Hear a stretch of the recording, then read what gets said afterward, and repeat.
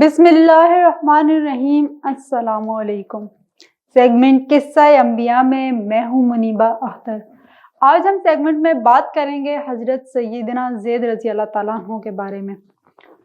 سن 8 ہجری جمادی الاولی میں غزوہ متوقع کا معرکہ رونما ہوا تو حضرت سیدنا زید علیہ السلام لشکر اسلام کی علم بردار تھے۔ شیطان پاس آیا اور آپ کے دل میں زندہ رہنے کی محبت ڈالی، موت سے نفرت دلائی اور آپ کو دنیا کی لالچ دلائی۔ آپ رضی اللہ تعالیٰ عنہ نے لڑائی شروع ہونے سے پہلے کفار کو اسلام کی دعوت دی تو انہوں نے اس کا جواب تیروں کی مار اور تلواروں کے وار سے دیا۔